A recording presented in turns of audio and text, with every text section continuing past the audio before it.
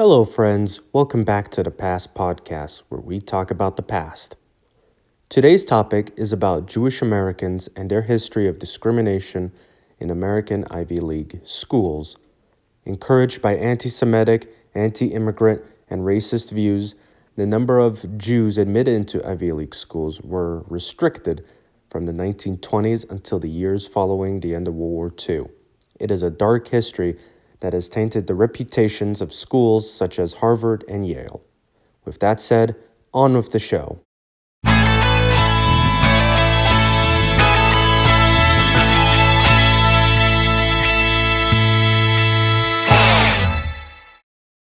Historically, Jewish Americans have been a small and relatively unnoticeable group in the United States. According to Steven Steinberg's article, How Jewish Quotas Began, they made up less than 0.5% of the U.S. population in most of the 19th century and easily assimilated into mainstream society thanks to predominantly German origins. However, this changed in the late 19th and early 20th century as waves of Eastern and Southern Europeans came to the United States. Among them were millions of Jews who were escaping blatant discrimination and violence from the European continent, especially in Russia. By 1924, as Steinberg explains, 4 million Americans of Jewish ancestry resided in the U.S. They became a prominent group in the Northeast, where they even made up 3 out of 10 residents in New York City. Soon, the Ivy League schools, once a bastion of white Anglo-Saxon Protestant culture, saw a massive rise in the number of students who were Jewish. In the early 1910s, schools such as Columbia University and Harvard had Jewish enrollments ranging from 20 to 40%. However, the increasing presence of Jews in Ivy Leagues coincided with an intense period of nationalism and racism. According to Joel Spring's book, The American School, the mass migration of Southern and Eastern Europeans in the United States threatened the nation's mythical homogeneous racial makeup, which was supposed to be dominated by white Anglo-Saxon Protestants. As this national phenomenon reached a peak in the early 1920s, the Ivy League schools began to see their large Jewish student body as a problem. To them, they were losing social prestige as their campuses were invaded by foreign aliens. Schools such as Columbia were determined to show the nation that it had the right, quote-unquote, the right people, and was doing its part to repel the alien invasion. In the 1920s, the Ivy League schools began restricting Jewish admissions. At Harvard, President A. Lawrence Lowell attempted to create a quota system, but according to the Jewish Virtual Library, a 13-member Harvard committee studying the quote-unquote Jewish problem rejected Lowell's idea. This special committee instead recommended that Harvard's traditional competitive exam be replaced by an admissions policy that accepted top-ranking students from around the nation, regardless of exam scores. Potential Jewish students were replaced by other citizens from across the country, where there were lower percentages of Jews. In addition, as Harvard moved away from admissions based strictly on academics, according to Peter Jacobs, a Business Insider writer, applicants were also interviewed to be judged based on their character and fitness. The result was that the Jewish student body of Harvard fell from 21% in 1922 to 15% in 1931. At Columbia, the university also pursued geographic and character preferences, decreasing the Jewish proportion from 22% in the 1920s to 17% by 1934.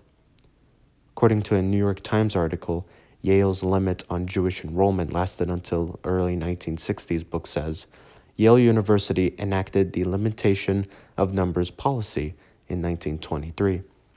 Publicly, it was supposed to trim the number of students coming into Yale, but privately, it was meant to reduce Jewish enrollment. In fact, when an alumnus complained in a letter that his contributions were being used to educate Jews, Yale's associate treasurer and controller, Thomas W. Farnham, wrote back, "It will interest you to know that we are making every effort to remedy the condition."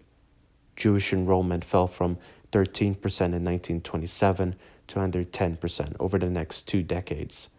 By looking at a student's geographic position, and quote-unquote character, the Ivy League schools were able to cut Jewish enrollment in the 1920s and 1930s in an attempt to protect their white Anglo-Saxon Protestant character.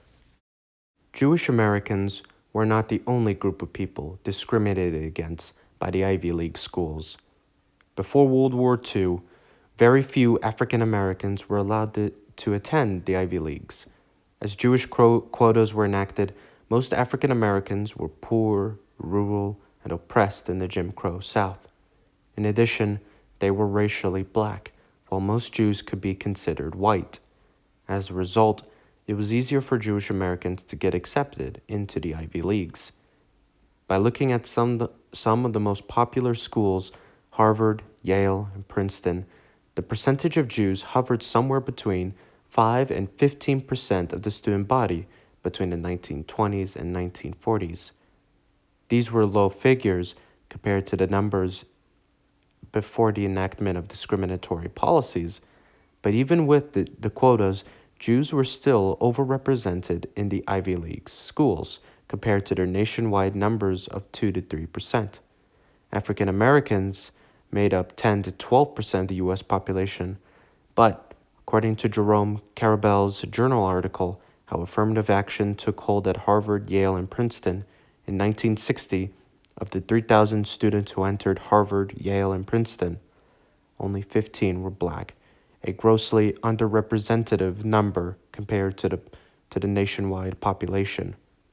As the civil rights movement gained momentum in the 1960s, black students in the Ivy Leagues formed various organizations to push for their interests and to recruit more inner-city kids into the schools, such as the Black Student Alliance of Yale, BSAY.